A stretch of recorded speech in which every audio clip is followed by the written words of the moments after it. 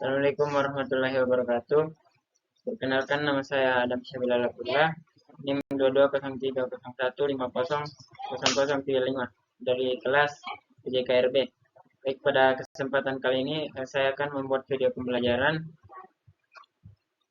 mengenai tentang pertolongan pertama pada kecelakaan B3K di bab 7. Jadi, pertolongan pertama merupakan tindakan pertolongan yang diberikan terhadap korban dengan tujuan mencegah keadaan bertambah buruk. Sebelum si korban mendapatkan perawatan dari tenaga medis, jadi tindakan pertolongan pertama atau PP ini bukanlah tindakan pengobatan sesungguhnya dari suatu diagnosa penyakit agar si penderita sembuh dari penyakit yang dialami. Pertolongan pertama biasanya diberikan oleh orang-orang sekitar korban yang diantaranya akan menghubungi petugas kesehatan terdekat. Pertolongan ini harus diberikan secara cepat dan tepat sebab penanganan yang salah dapat berakibat buruk, cacat tubuh bahkan kematian. Dan pentingnya pertolongan pertama. Pertolongan pertama yaitu pemberian pertolongan segera kepada penderita sakit atau cedera ataupun kecelakaan yang memerlukan penanganan medis dasar. Tindakan medis dasar berdasarkan ilmu kedokteran yang dapat dimiliki oleh awam atau awam yang terlatih khusus. Batasannya adalah sesuai dengan sertifikat yang dimiliki oleh pelaku pertolongan pertama.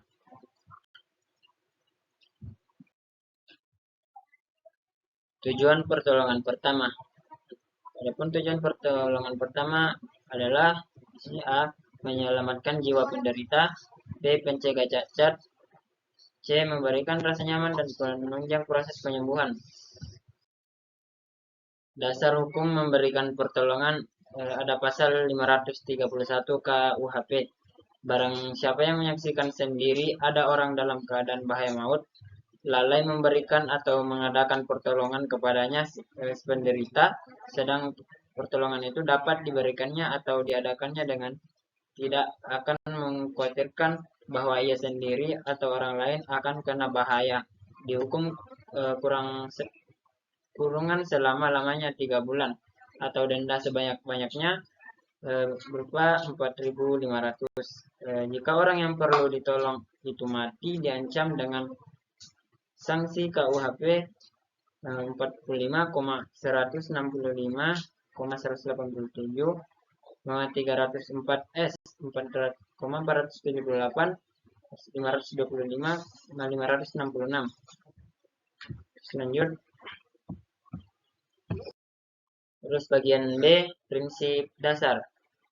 Adapun prinsip-prinsip dasar dalam menangani suatu keadaan darurat tersebut diantaranya 1. Pastikan Anda bukan menjadi korban berikutnya. 2. Pakailah metode atau cara pertolongan yang cepat, mudah dan efisien. 3. Biasakan membuat catatan tentang usaha pertolongan yang telah Anda lakukan, identitas korban, tempat dan waktu kejadian, dan sebagainya. C. Sistematika pertolongan pertama. Secara umum, urutan pertolongan pertama pada korban kecelakaan ialah yang pertama itu jangan panik. 2. Jauhkan dan hindarkan korban dari kecelakaan berikutnya. 3. Perhatikan pernapasan dan denyut jantung korban. 4. Pendarahan. 5. Perhatikan tanda-tanda shock. 6. Jangan memindahkan korban secara terburu-buru. 7. Segera transportasikan korban ke sentral pengobatan. Terus lanjut, susunan prioritas. Jadi, adapun susunan prioritas pemberian pertolongan pertama pada kecelakaan yaitu pada pertama henti napas, 2. henti jantung, 3. pendarahan berat, 4. shock ketidaksadaran, 5. pendarahan ringan, 6. patah tulang atau cedera lain. D. Penilaian korban. Penilaian keadaan. Jadi, pastinya ketika sampai di lokasi yang harus dilakukan oleh seseorang penolong adalah dimana dia memastikan keselamatan penolong penderita dan orang-orang di sekitar tempat kejadian. B. Penolong harus memperkenalkan diri bila memungkinkan.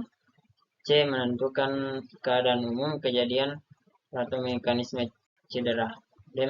Mengenali dan mengatasi gangguan cedera yang mengancam nyawa. E. Stabilkan penderita dan meneruskan pemantauan. F. Minta bantuan bila diperlukan. Kasus kecelakaan atau gangguan dalam kegiatan alam terbuka. Berikut adalah kasus-kasus kecelakaan atau gangguan yang sering terjadi dalam kegiatan di alam terbuka berikut gejala dan penanganannya. Nah, yang pertama yaitu pingsan atau disebut dengan syncope atau kolaps. 2. Dehidrasi. Ketiga, asma. 4. Pusing atau disebut vertigo dan nyeri kepala. 5. Ma atau mual. Yang keenam ada mimisan. 7 ada kram. 8 memar. 9 ada keseleo. 10 luka. 11 luka bakar. 12 hipotermia.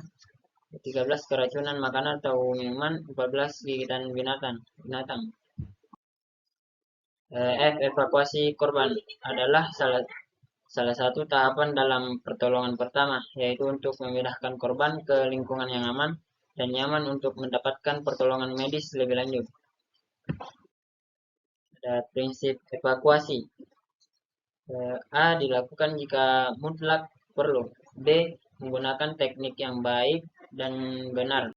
C. Penolong harus memiliki kondisi fisik yang prima dan terlatih serta memiliki semangat untuk menyelamatkan korban dari bahaya yang lebih besar atau bahkan kematian.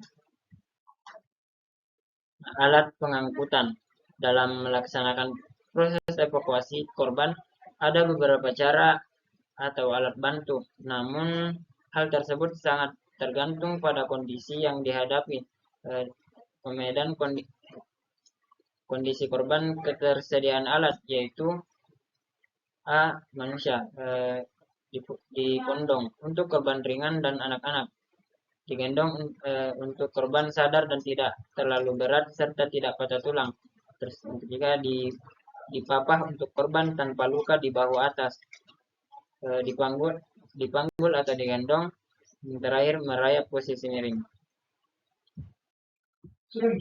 D. Alat bantu. Pertama, tandu permanen. Kedua, tandu darurat. 3. Kain keras atau ponco, jaket lengan panjang. Terus ada tali atau webbing. Jadi itulah pembahasan pada bab 7 mengenai pertolongan pertama pada kecelakaan atau P3K. Saya rasa cukup. Sekian dari saya. Apabila ada kesalahan, mohon maaf dan terima kasih.